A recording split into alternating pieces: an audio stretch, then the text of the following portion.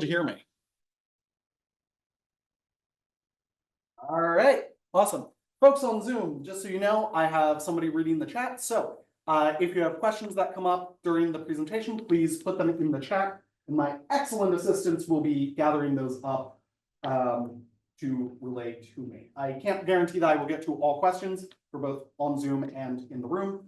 And I'm also not an actual expert, but I am pretty good at research. So if I don't know the answer to your question, we will do a little Google foo, as they say, and do our best to find an answer. And at the very least, I'm okay with saying I don't know, which is the first step to true understanding, is knowing what you don't know. All right, that being said, welcome to our first edition of Queer Chronicles. This is talking about historic figures. This is mostly for fun. Haha. Hold on. I promise this works, but I know the promise. No, I don't. Yes, I do. There we go. You have to turn on the clicker to make it work. What a surprise. So, Queer Chronicles. I am Peter Flood. I'm the Community Programs Manager here at Bradbury-Sullivan. I use he and him pronouns. I run our gallery, our library, our care cupboard, and our community groups.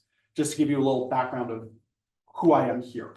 I am also an anthropologist by training with a specialty in archaeology with a minor in religious studies and history. So you're going to see that reflected in some of this, just FYI. All right, our agenda for this presentation. I've already completed number one, the introduction.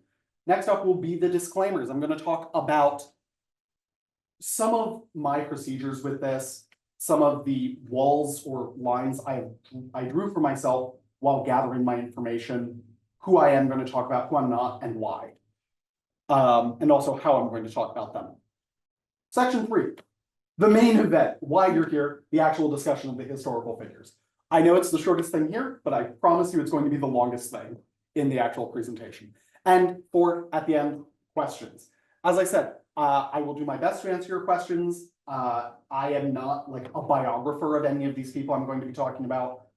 I have a lot of interesting information that I can share additionally, and I can share various sources and all that kind of good stuff. So, and if you have questions I don't know the answers to, I will tell you that, but I'm also happy to do a little research to see what we can dig up for you. All right, my disclaimers. So the first disclaimer to note is that words change over time. I'm going to be using the words as we use them today. So words like gay, lesbian, bisexual, asexual, transgender, those sorts of words.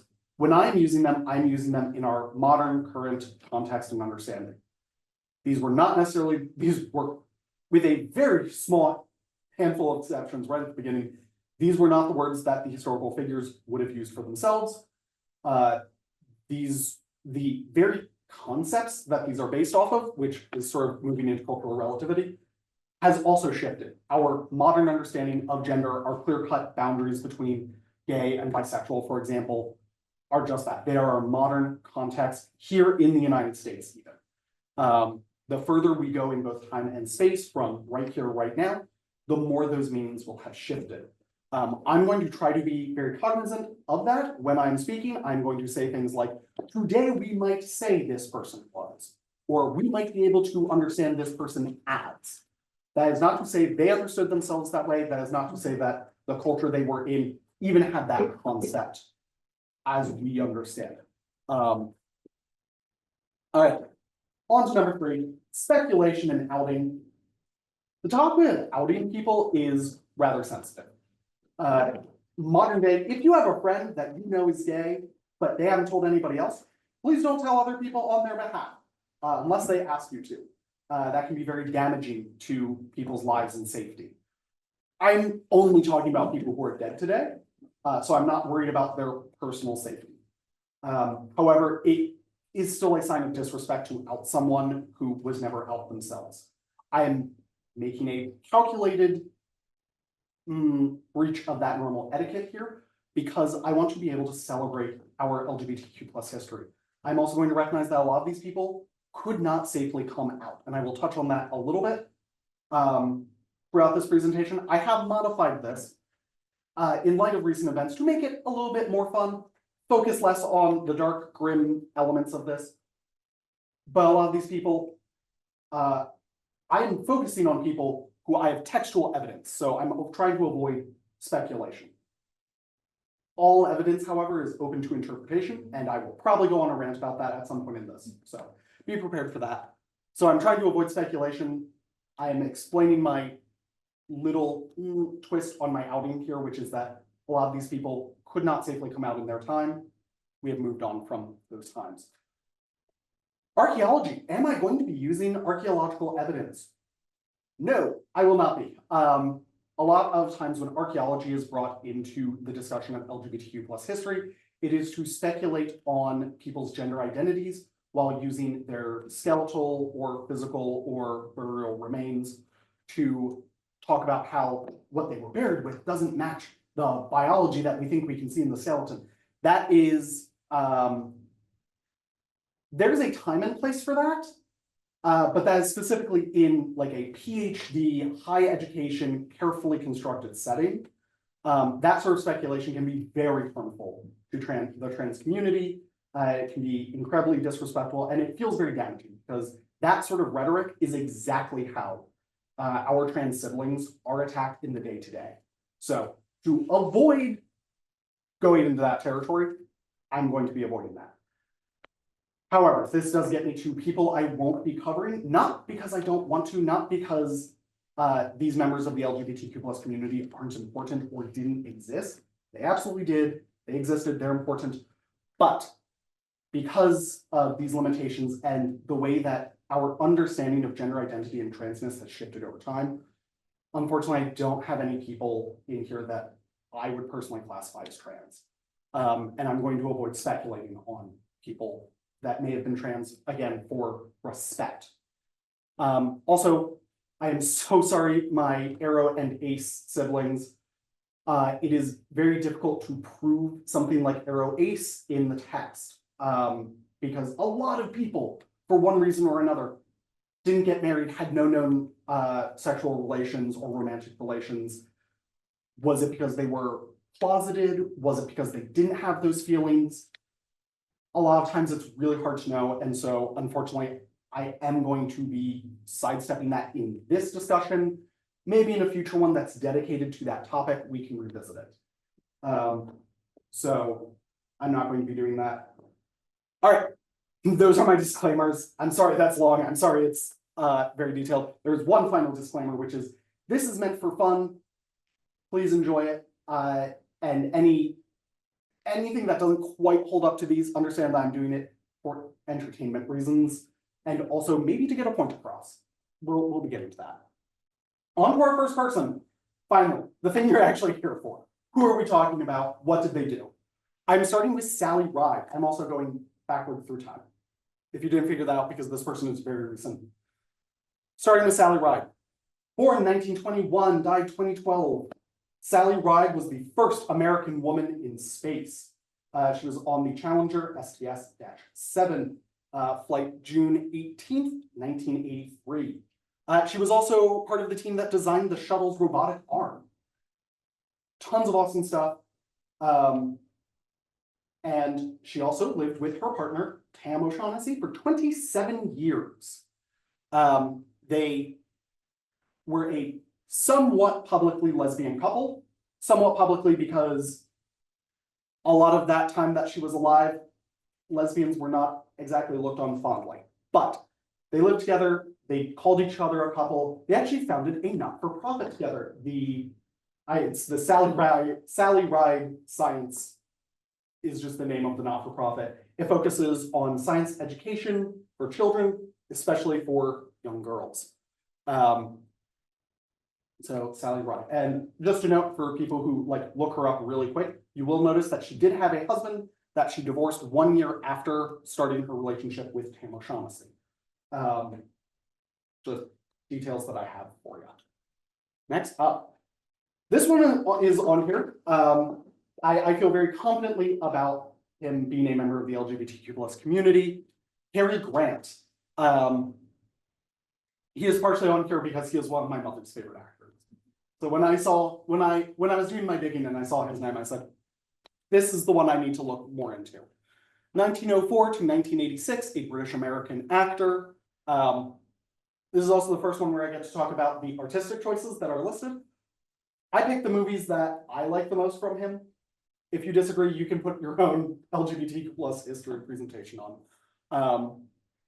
So I love bringing up Baby, but anyway.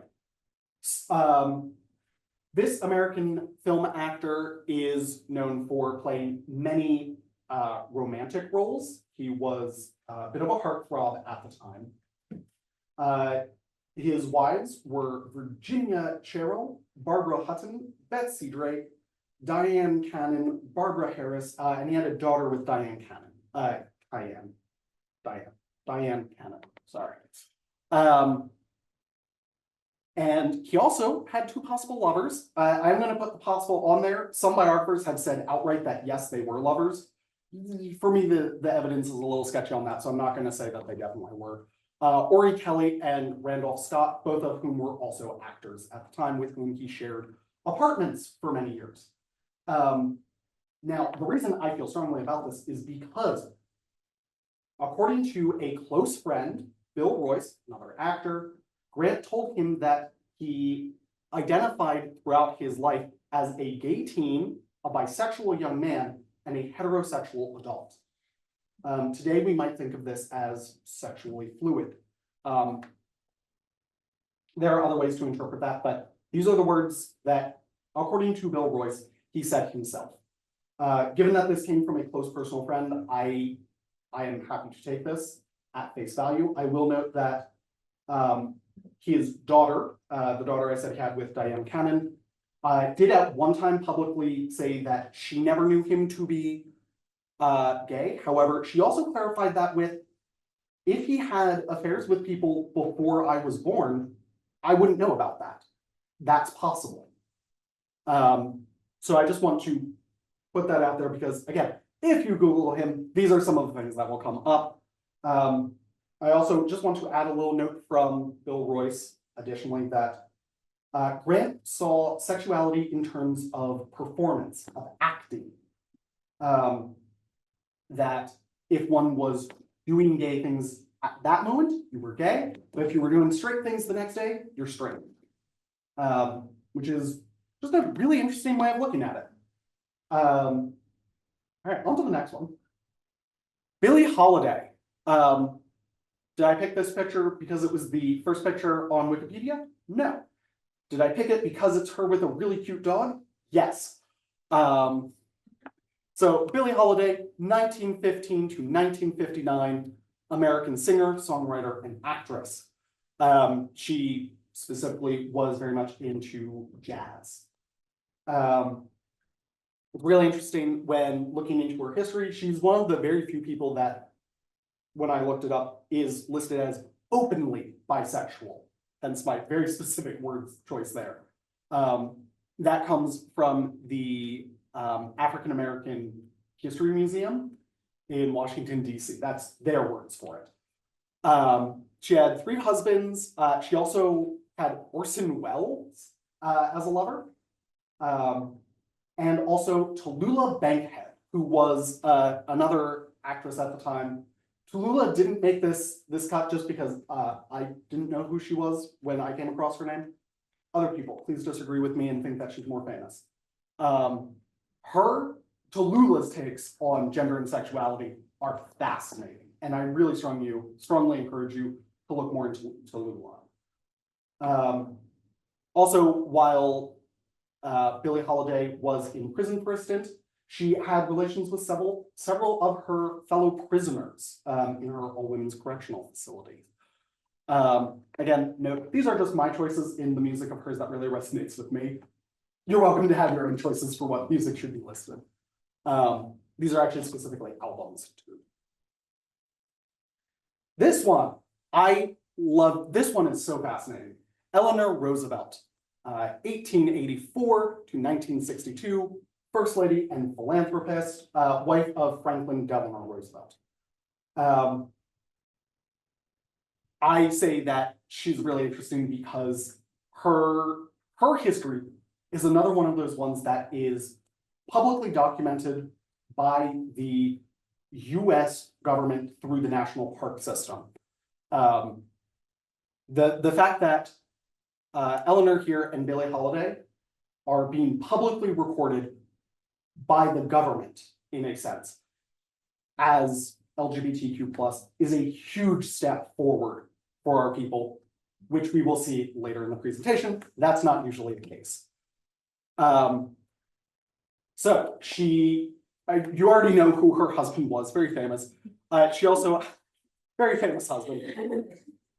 Her lovers, if you were around at the time, you might recognize those names: Earl Miller, David Gurwitch, and Lorena Hickok. Lorena Hickok is actually the one that I want to talk about here, though, because they were a couple for many years, and actually shared her home away from home, which is called Valkill. I have it on the screen. Valkill. Valkill is also an interesting place because it was co-owned by lesbian life partners Nancy Cook and Marion Dickerman. They bought the land with Eleanor Roosevelt. They designed and built the house with her and lived there for many, many years. I am not claiming that she had relations with them. That I do not know. But I do just think that that's really interesting, how much she incorporated members of our community into her life. And Lorena Hickok, just because I didn't hit this already, was a reporter, just FYI. The little details are fun. This next one just absolutely tickles me pink. However, it is the first one where I'm going to be talking about interpretation of the literary evidence, all right? Bram Stoker. Bram Stoker, 1847 to 1912, Irish author, very famous for writing Dracula, 1897. He did have a wife, Florence Balcom. He was also a very close acquaintance with Oscar Wilde. And in fact, it is believed by many scholars today that Dracula was written in response to Wilde's very public trials for being gay. Or gross indecency was actually the charge, but that's neither here nor there. Dracula, so Wilde's trials were in 1895, and Bram Stoker started writing Dracula in either 1895 or 1896. Either way, within a year of Wilde's trial. That alone is very interesting, but when I say close acquaintance, I mean very close, like stay at each other's houses, close acquaintance. Again, not saying that they were romance partners. I just want to note that LGBTQ+ people throughout history have always sought each other's company. And while being associated with a gay man is not the same as being gay, it is interesting. He was also a huge fan of Walt Whitman. Walt Whitman, who, by the way, is the only reason Walt Whitman is not in this presentation is because when I came across this, I went, oh, of course, yeah, Walt Whitman was gay, not realizing that's not actually the public opinion all the time. It's kind of split.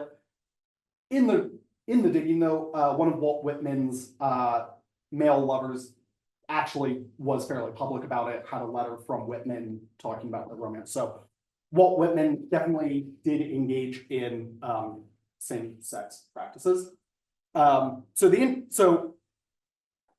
This letter that Bram Stoker wrote to Walt Whitman when Bram Stoker was a young man. Walt Whitman was an established writer already, and he essentially wrote a fan letter, the sort of thing any of us might have written to an author of, like, oh my gosh, I love your work, I think you're great.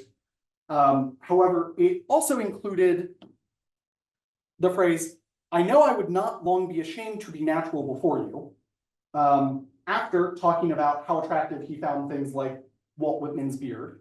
And then it does sort of go into describing his own physical body and mannerisms. As in Bram Stoker, it sounds like a personal ad. I am very convinced by this, that this was a young man writing an admittedly Hail Mary pass to this famous guy he had a crush on. But I cannot read that phrase followed by an in-depth description of Bram Stoker's own body and temperament and not read it as gay. So that's my textual evidence. You're welcome to disagree with me. That's okay. But I strongly recommend you look into this. Actually, some interesting books came out about this whole thing recently. But on the other hand, some of the articles I was using for my research go back to 1994. So actually, this understanding is not that new. It's just, shocker, the media hasn't always wanted to talk about this. Literary critics have not wanted to talk about a very, very popular author and piece of work being queer. All right, moving on. So, this next one. I wanted to flip a table at one point while doing my research on Florence Nightingale.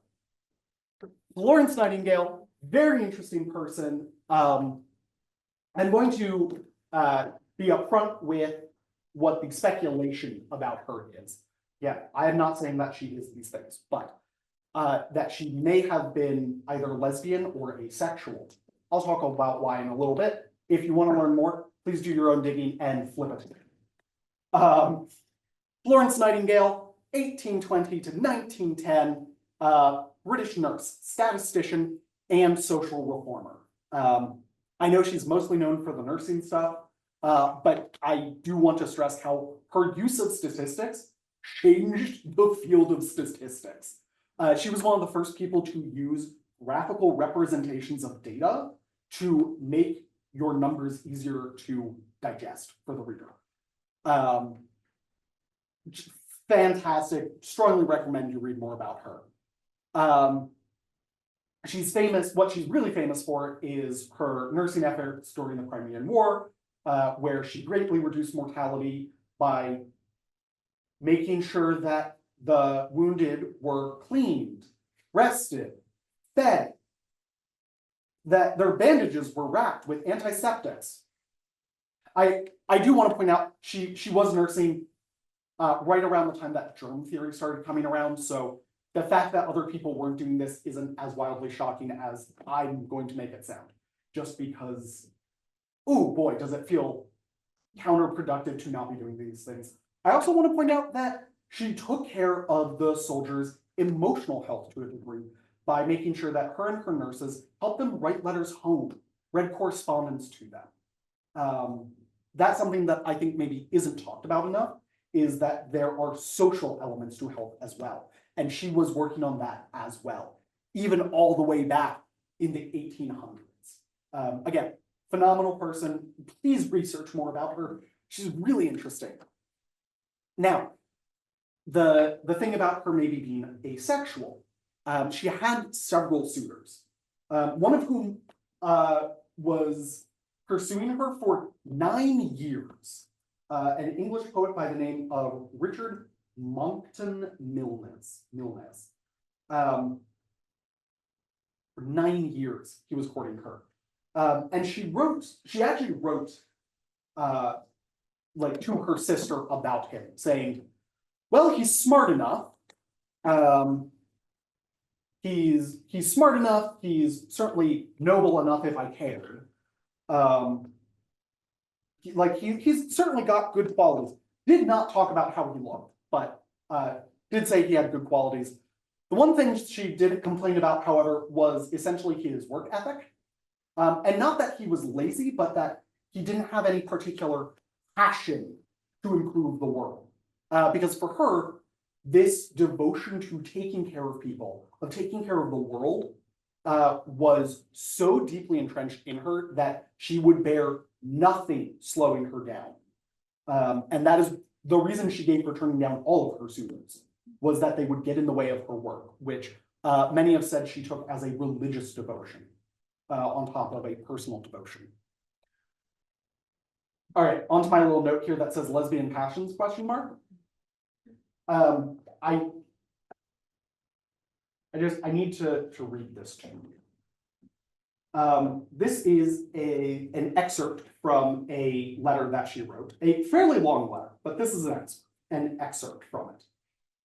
I have lived and slept in the same beds with English countesses and Prussian farm women.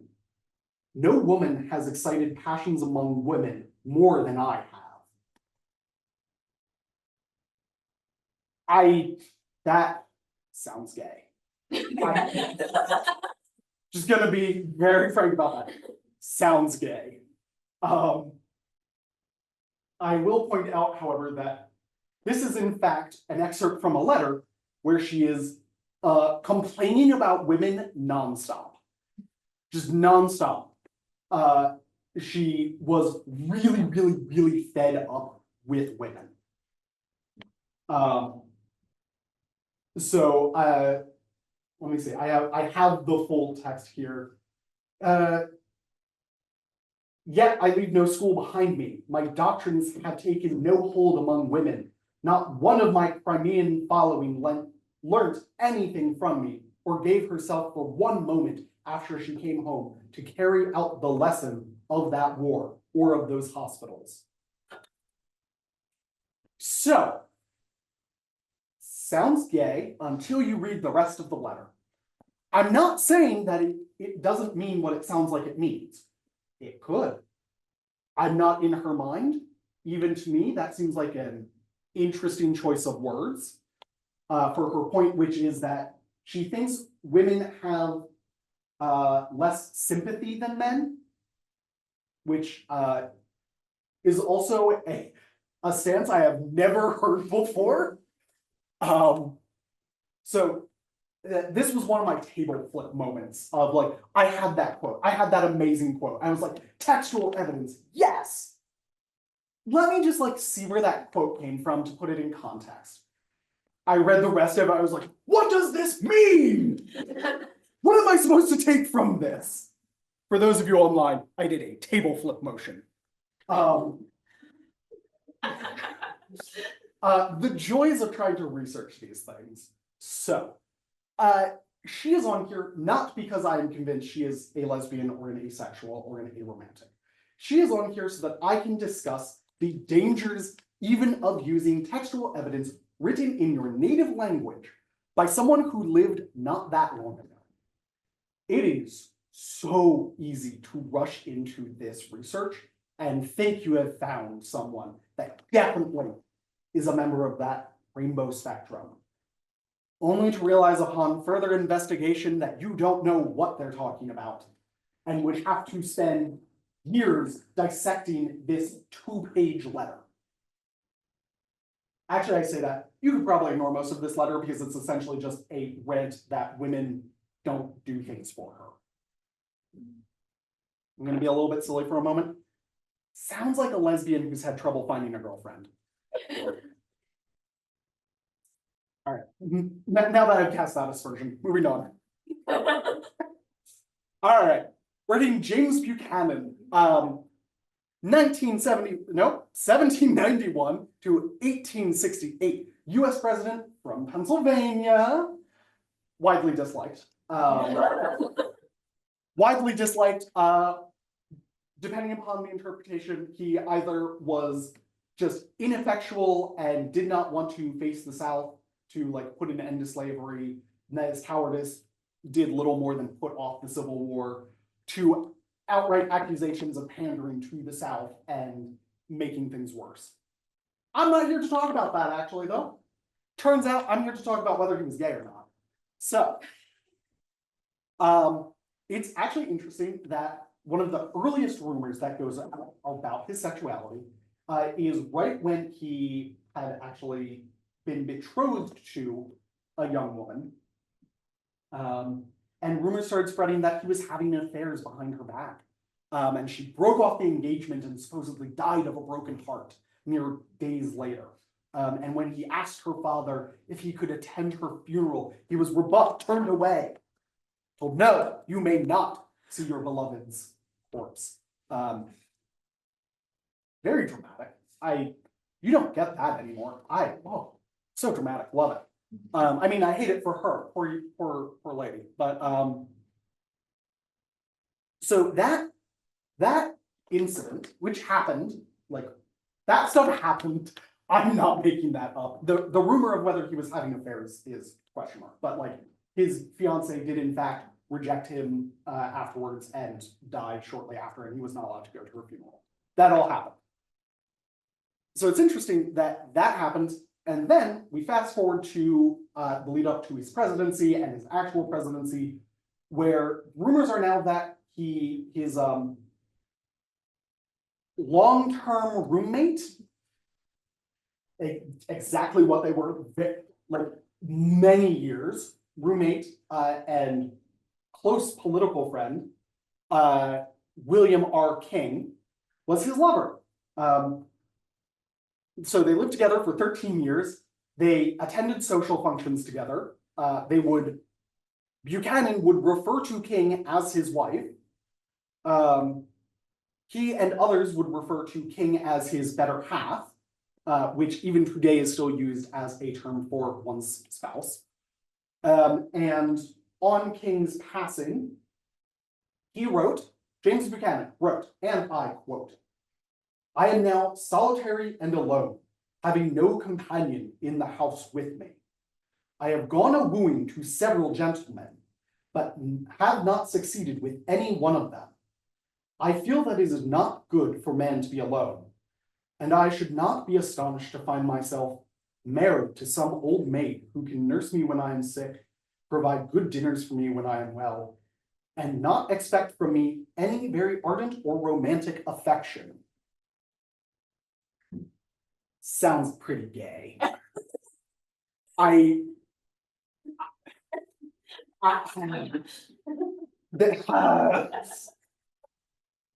Could that possibly be interpreted in other ways?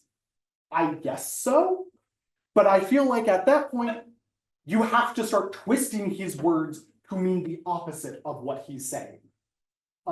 You have to change his use of the word wooing to not mean what we usually mean, romantic courtship, to mean asking them if they want to be roomies. So, James Buchanan. However, this is the one where I am now going to talk about another one of the issues with doing this research. As I said, James Buchanan, not a popular president. A lot of these rumors, were going around while he was in the office. However, a lot of these rumors were also being spread by his political opponents, people who didn't like him, people who had a reason to get people to dislike him. Any person in power, any person with social power, that might include, any sort of public figure. Before a certain point in history, if asked if they were gay, if charged with being gay or lesbian or, they were going to say no. Even if it was true. Even Oscar Wilde publicly denied that he was gay, even though he was found to be legally gay. That's how I'm phrasing the fact that he was tried and convicted of gross indecency. All right, now that I've said that, moving on. Lord Byron. Oh my gosh, this one's fun. So, Lord Byron, 1788 to 1824, English noble, author, etc., etc., etc. You know who Lord Byron is. Author of things. You know what he's famous for. And/or you can see it on my slide. Ta-da! Again, if you don't like my choices, make your own presentation. He was famous for having many lovers. He was scandalous for it. And of course, it's almost never debated that the women he courted were his lovers. However, most historians, I say most, many historians are going to debate you as to whether or not he actually had any male lovers. I am, however, going to defer to a poem he wrote, the Cornelian. The Cornelian, which is another word for a carnelian, the stone, This poem was written in response to a young man that essentially they were high school friends. It was written in response to a gift given to him by John? Yes, John Edelston. So I'm just going to open that up. I'm going to read just a little bit of it, but I encourage you to go find it and read it. Beautiful poetry. I love the English poets, but anyway. The Cornelian. No specious splendor of this stone endears it to my memory ever. With luster only once it shone, and blushes modest as the giver. Some who can sneer at friendship's ties have for my weakness oft reproved me. Yet still the simple gift I prize, for I am sure the giver loved me. So cute. This next message. He offered it with downcast look, as fearful that I might refuse it. I told him when the gift I took, my only fear should be to lose it. Ah, young love. Young love. Again, unfortunately, tiny little sadness. Unfortunately, John Edelston died of a disease while they were still both in school. But Byron stayed in contact with his mother for like the rest of his life. Like sent her gifts. They had frequent correspondences. Young love. We started that one didn't work out. All right. Alexander Hamilton. I am so excited to put this one on here and talk about why I got to put this guy on here. All right. One of the American founding fathers. He served in Washington's army as an officer. That comes up later. He was a member of the Continental Congress, co-wrote the Federalist Papers, first Secretary of the Treasurer. He was married to Elizabeth Schuyler. They had 8 children together. Now for the gay part. He had a comrade in arms with whom he formed a very close bond by the name of John Laurens. They exchanged letters for the rest of their lives after they got to know each other. In these letters, turns out that Alexander Hamilton wrote way more of them than Laurens did. Like he sent way more to Laurens, and there's in fact one where after having sent several letters to Laurens, and he says this in the letter that, hey, I sent you a bunch of letters. You haven't replied back.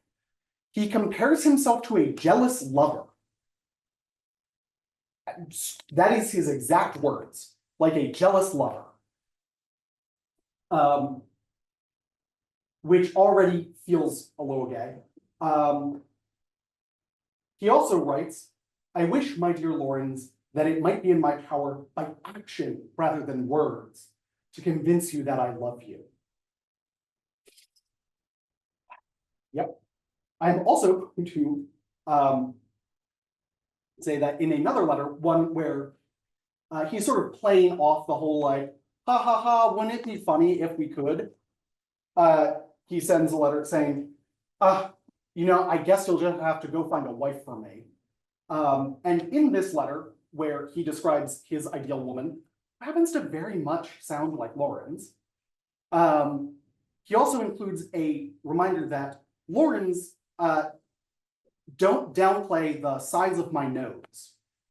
It was a joke at the time to refer to the size of his penis, which is textual evidence that Laurens knew how big Alexander Hamilton's penis was.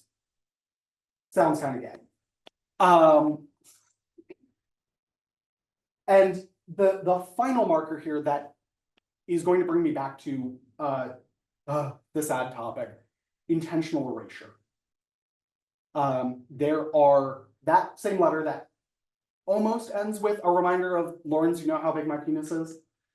The final half a sentence, 5 words of that letter were intentionally cut out by Alexander Hamilton's son after his death.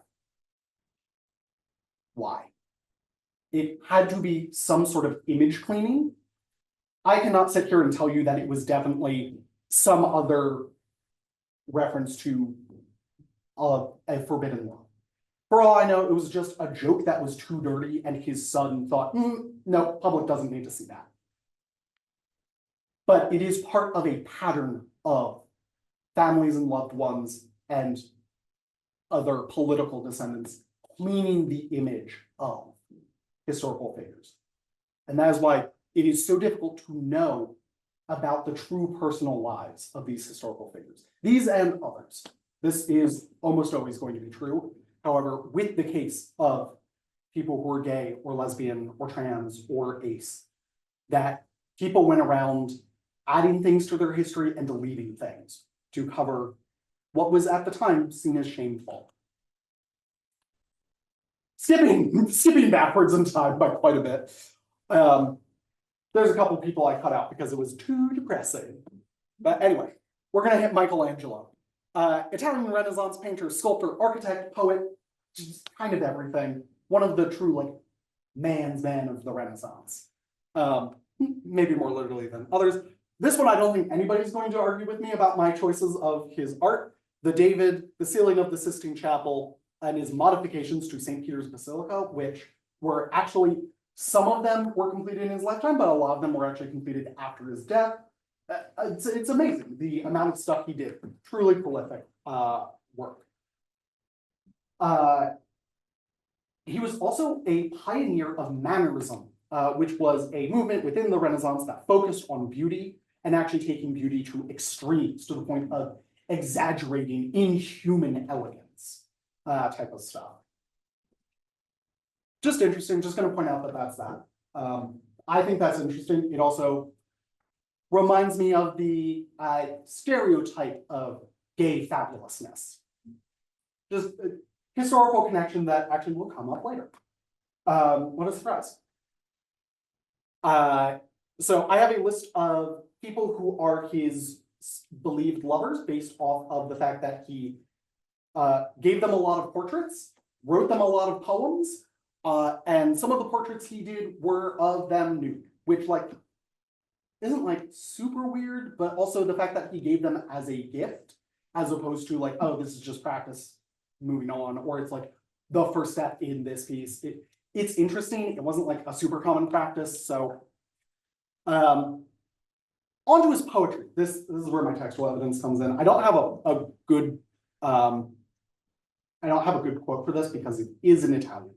And I'm not good at Italian. Of all the languages I know, Italian is not a strong point. I went to Italy once for 6 weeks for one of my archaeological days.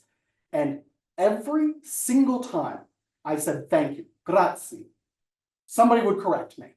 Every single time. I was like, come on, it's gotta be the easiest word. Why can't I get the, so please pardon that. I'm not saying any of their names and I'm not reading a quote, but he wrote over 300 sonnets. And of those, over 60 of them were dedicated to men. They were dedicated, written to, sent to men. And these are romantic sonnets. These are sensual sonnets. Again, he's another one of those people who was never married, doesn't have any known official relations with anybody, and in fact was described as incredibly dedicated to his work, and oftentimes a very pious man. So, didn't he?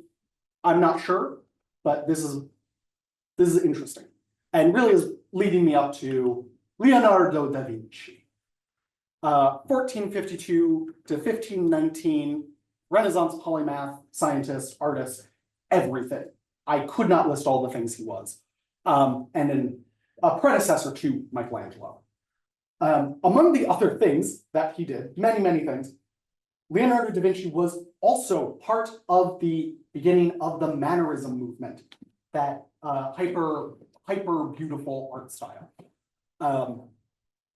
Leonardo da Vinci, I am much more certain of, and again, we're getting into it.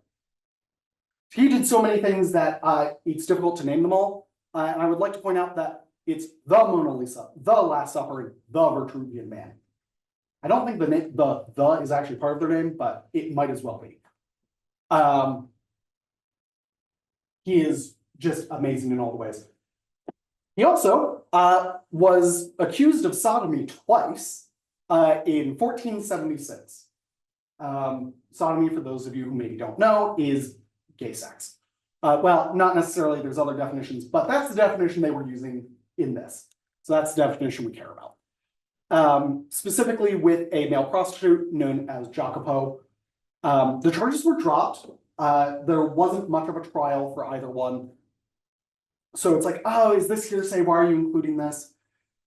I am going to point out that one of the other people accused had close connections to the Medici family. And the Medicis were known for really throwing their weight around to make sure things didn't become a problem.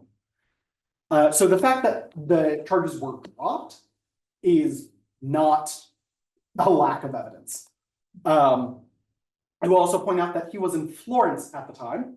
This is circumstantial, I know. I'm getting there though. He was in Florence at the time, and Florenza was, at that time, German slang for gay.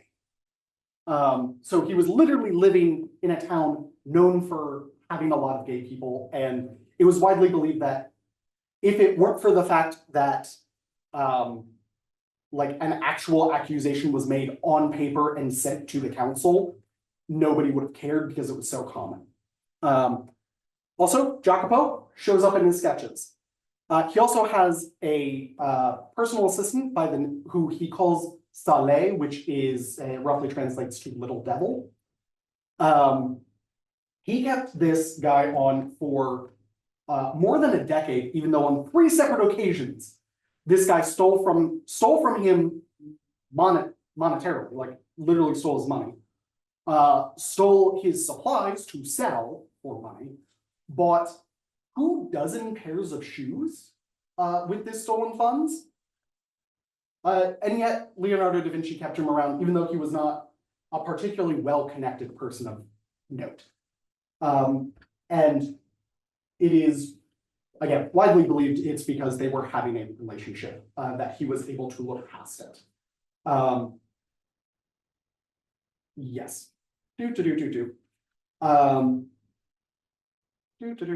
Yes. He does have one interesting quote that I am going to pull from his notebooks, which is, again, really translated quote. So, the act of procreation and anything that has any relation to it is so disgusting that human beings would soon die out if there were no pretty faces and sensuous dispositions. That does seem to suggest that while he doesn't like sex, he likes pretty people. Make of that what you will. I include it because I want to. I used to work at the Da Vinci Science Center. Moving on. All right. We are almost at the end of my little rant here about people. King William II, aka William Rufus, so-called either for his red hair or ruddy face, 1057 to 1100. He was King of England, and he was the 3rd son of Charlemagne, aka William the Conqueror. Am I saying that right? 3rd son of William the Conqueror. He was King of England, Scotland, and parts of Wales. He reigned from 1087 to 1100. That's a typo on my little thing there. Anyway, he was known for not actually being able to keep the Norman nobles in line through diplomacy. However, he was really good at keeping them in line with the sword. So as a result, he was not particularly popular. But that's beside the point.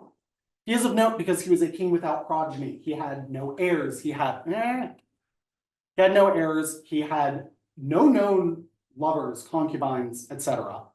And he had no known vow of chastity.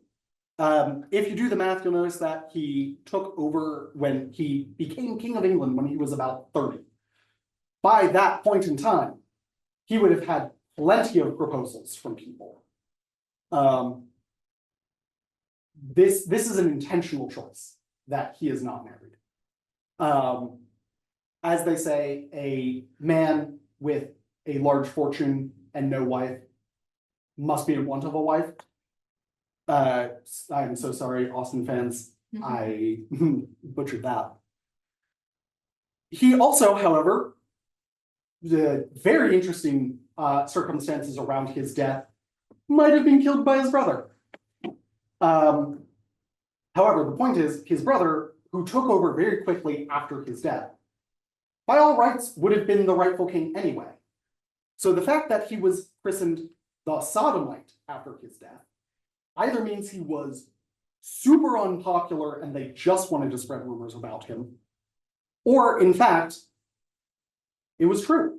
The then following king, his brother, had no reason to spread that rumor. Again, he, by all rights, had claim to the throne. He was the next in line, since King William II had no heirs. He did not have to solidify or badmouth his predecessor. And these distinctions of calling him the Sodomite happened within 4 years of him dying, which is, again, just a very, very fast turnaround for something, which suggests that while he was never accused during his reign of having gay sex, that's also not surprising because you don't often accuse the King of England of doing something that people wouldn't like publicly, at least not at a time when he could actually just kill you himself. So that's that. On to, I needed to get one non-European American person on here. So I picked the one with the most romantic story. I absolutely love the story that accompanies this.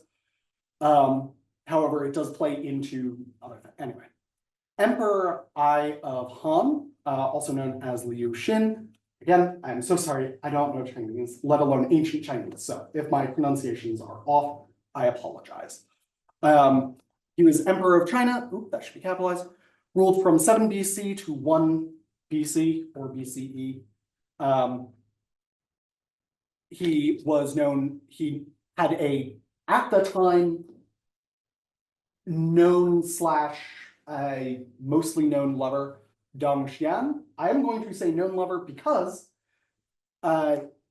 this does play into that really, really romantic little anecdote, which is their love was called the Passion of the Cut Sleeve, and that has become an ongoing term for homosexual love in China. Because here's the story. One day, Emperor Ai and Dong Xian were in bed together, and it was late afternoon, and Xian falls asleep on the emperor's, in the emperor's arms. However, the emperor had been wearing his elegant, think gold silk kimono, or robe. And rather than wake his lover when he had to go to a meeting, he cut the sleeve from his robe to go to his meeting, and hence the name, the Passion of the Cut Sleeve. So romantic. I love it. I had to include this. I will note that once again, this was an emperor who was not popular. Is it possible that this amazing romantic story is the result of political badmouthing? Yeah, it is. And so the reason that these last two, or even 3 or 4, are on here is to talk about the trouble we start running into the farther back we go. I already talked about cleaning. I talked about cleaning of history. There is also the bad mouthing of your enemies. If you want to learn more about that, research if J. Edgar Hoover actually wore dresses. Really interesting, table flipping, trying to figure out the truth. So that is why I had these in here.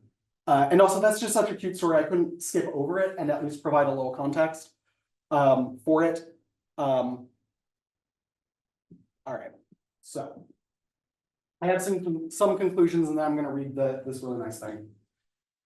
The exercise of prying into the private lives of public figures has always had an element of prurient voyeurism, but it has also been used to shame and discredit people in power. Any king or politician cited will have denied all allegations. Think of any of the people I talked about where we had to interpret their letters. And there you can see elements of both intentional cleaning of history and the cleaning of history that society does over time to make things palatable to the masses, to fit with modern understandings.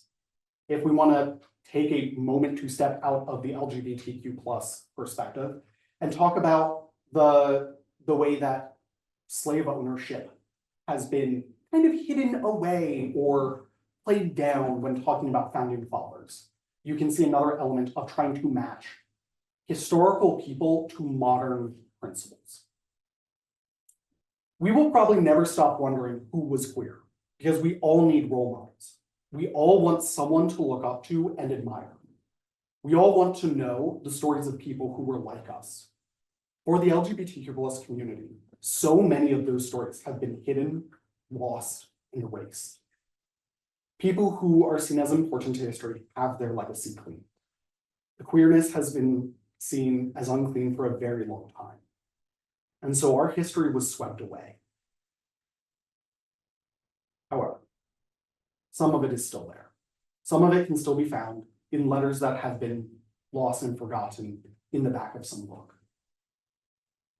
And we're going to end on a quote from Eleanor Roosevelt, as one of the people that I can definitively say was a member of the rainbow spectrum. The people I love mean more to me than all of the public things, even if you do think that public affairs should be my chief vocation. I only do the public things because I really love all people. And I only love all people because there are a few people whom I love dearly and who matter to me above everything else.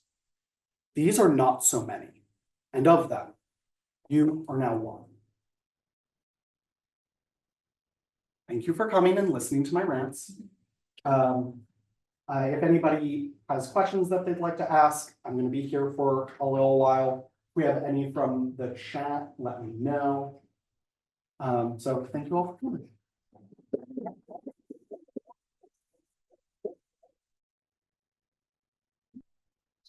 Awesome. So do we have any questions in the chat? Positive comments. Yeah. Aw. Thank you all. I love you too. Again, for further reading, I do strongly recommend the Cornelian, just because that's fantastic. And also learn more about Bram Stoker being gay. It's fascinating. It's one of those ones where it's like some people tried to cover it up, and yet there was evidence left behind, both in weird letters to Walt Whitman, but also in other places like journals. So yes.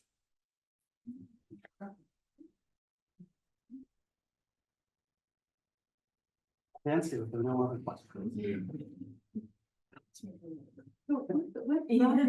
Is it that it was based off of the trial of Oscar Wilde? All right, so great question. Was Dracula based off of the trial of Oscar Wilde? It was not based off of the trial. It was from interpretations and timing. It seems more a way of encapsulating and processing Stoker's feelings about having to hide himself, having to hide away the danger and that mix of danger and desire that Dracula encompasses of, you know, do I follow this thing that could lead to my ruin?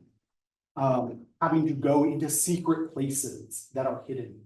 And the people who are affected by Dracula having to choose whether they hide that contamination, as it were, or do they seek help for it? Do they go to a band of brothers? If you have never read Dracula, please read it. I kid you not, there's a cowboy in it. There's a cowboy in Dracula, and it sounds like I'm telling you about a fan fiction, but really, for real, an English noble, a lawyer, and a cowboy, and Van Helsing, vampire hunter, join together to protect the innocence of Mina Harker. You've got to read it. It is really good. It's a little bit weird because it starts by It's from like correspondence and letters, and it's really interestingly written. So if nothing else, please read it because it's a good read. And second, read it and think about what if gay? What if? You know, maybe. Probably, actually. It's not so much maybe, more like, what if it weren't gay? It is like, once you see it, you can't unsee it. I promise you. No, I love, like, especially like literature that was written by queer people, like, you could read the lines so easy, Mhm. and I love Oscar Wilde ones, I'm gonna read that. Yes, please do. Yeah, it's really fun to know that they actually all sort of knew each other to a degree. Whitman and Stoker did eventually meet. They did eventually get to meet each other, but not for many, many years after that initial letter was sent. I kid you not, he describes his height, the like shape of his chest, that he wears a beard. It's just such an interesting thing to include when writing to an author. Yeah, it's a fan letter, that's like, yeah. Yeah, it's a fan letter, but also like, do you think I'm cute? Can you give an example of someone you didn't include and why? Yes, I will give my most table flipping example. So actually, I will tell you the one that I cut just for being too depressing, which is Alan Turing. I also got him because I think a lot of people already know that he's queer, and I just wanted to talk about him because I really like him. But his story is really depressing, and that's all I was going to tell you about. So I cut him for just being depressing. Person I cut for not being able to find the evidence I wanted, St. Francis of Assisi. St. Francis of Assisi, there are some things that claim that he talked about himself as a mother, that he had the women who wanted to enter dressed as men, that he had a vision of Jesus producing milk and he suckled from Jesus's teat. It's really interesting. It's really interesting stuff, but I cannot, for the life of me, find the sources I need. It's just old enough that, and like, I found the source that probably would have told me what I wanted to know, and I found it on the Vatican website. But the Vatican website is so broken, I can't navigate away from the one page I got to. And I kid you not, it took me to chapter 4. I wanted chapters 3 and 7, and I just could not get them. So great question. That's the one that, you know what, if you really want tough homework, please bring me proof that St. Francis of Assisi was queer. Yes, he's probably one of my favorite, okay. One of my favorite sentences. I'm also going to tell you a fun fact about another reason that historically people have probably interpreted him as queer. He is frequently depicted with Saint Sebastian. Saint Sebastian and Saint Francis of Assisi had nothing in common. Like, they don't share iconography, they didn't share historical time, like they weren't together in history. There's no reason for them to be shown together, except Saint Sebastian is the unofficial patron saint of gays, is the unofficial patron saint of gay men. And the reason for this, it seems to have nothing to do with his actual biography, but in fact, because the depictions of Saint Sebastian involve him being tied up, shirtless, buff. He's a buff dude, tied up, shirtless, being pierced by arrows. Very phallic imagery. And so it's essentially believed that he was probably picked because ye olde gay men found him hot. And they're like, yep, that's my patron saint if I've ever seen one.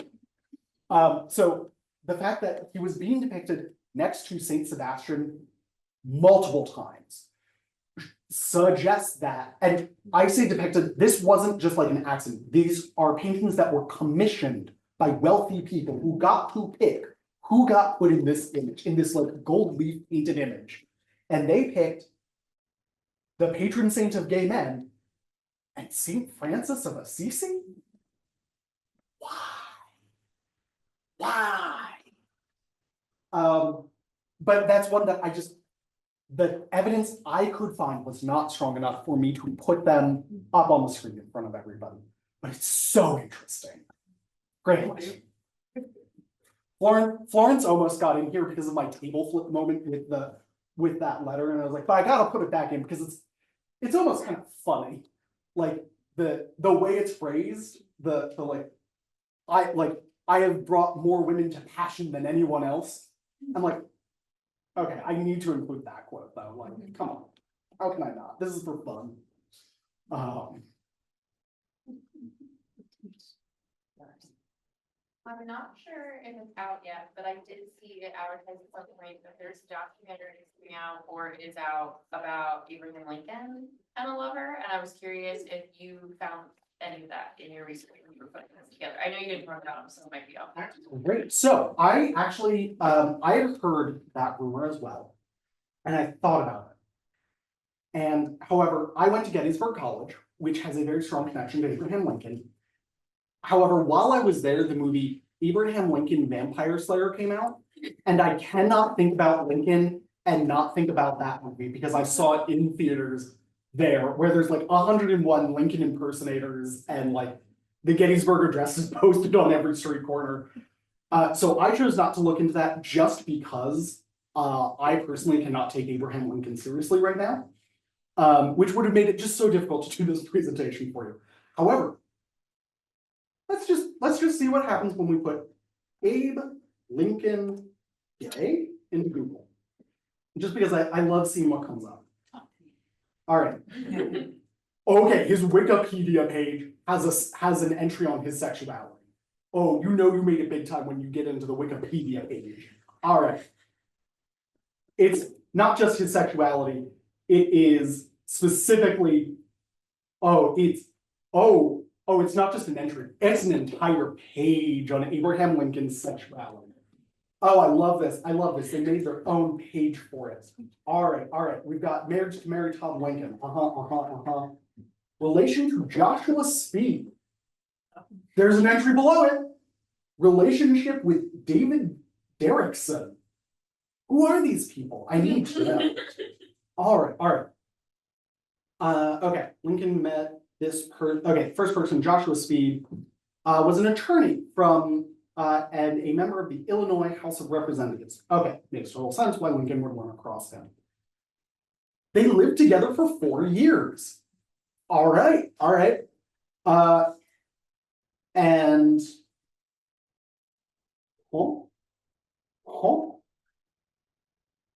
Lincoln, this guy, and 2 other men supposedly shared a room. Interesting. People were poor back then. Like, that's not enough for me to say gay. That could just be like, hey, I need to split the rent with somebody. But it's interesting. Okay.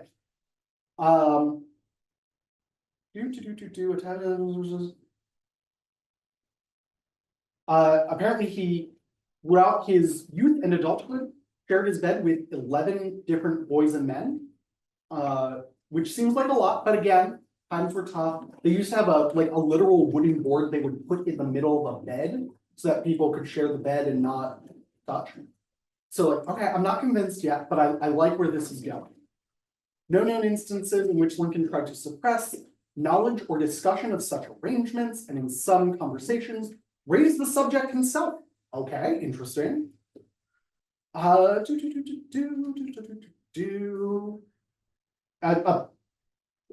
No, okay, this was somebody else who said they slept in the same room with 20 men. That just seems like a lot. That seems very crowded. Okay, quote from Wikipedia. And I'm going to disagree with you, Wikipedia, but in the 19th century, most men were probably not conscious of any erotic possibility of bed sharing. What? No. Even if you do follow it up with, since it was public. No. They knew. They could not have not known. I refuse. And that's me being a bad anthropologist because it's totally possible. But for the sake of fun, I refuse. The historian follows up with, such sleeping arrangements did provide an important site, probably the major site, of erotic opportunity. You don't say. Such correspondence. All right, like correspondence, that's what I'm really looking for. And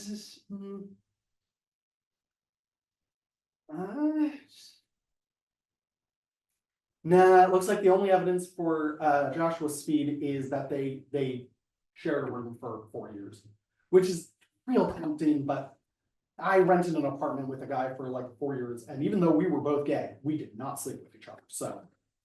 I am gonna have to come down pretty hard on not enough evidence on that one. Now, maybe the movie or documentary would change my mind. I'm always open to it. And again, this is also just Wikipedia. All right. Let's see this David Dickerson. This is an even shorter entry. So text.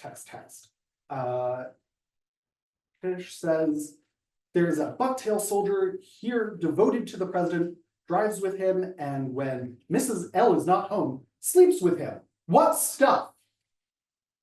Okay, that's a little bit more direct. Okay, I thought the shorter entry would be less interesting.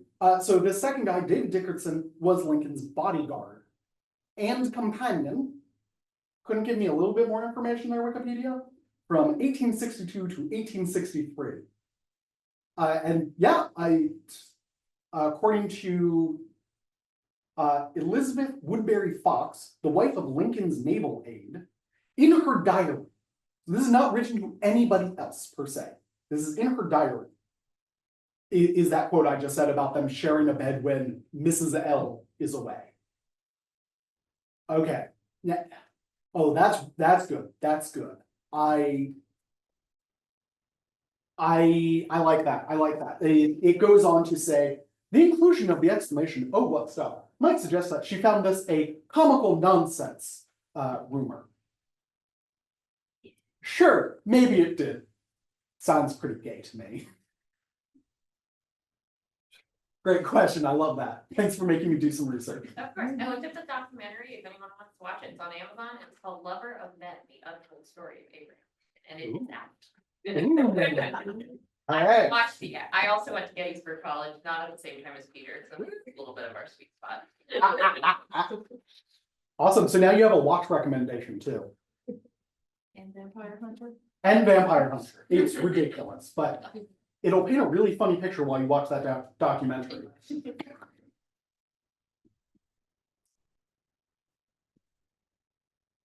Anything from no? All right, there's so yeah. Thank you so much for coming, my virtual pals. Take care, and we'll probably see you soon sometime. Thank you so much for attending. Have a great night.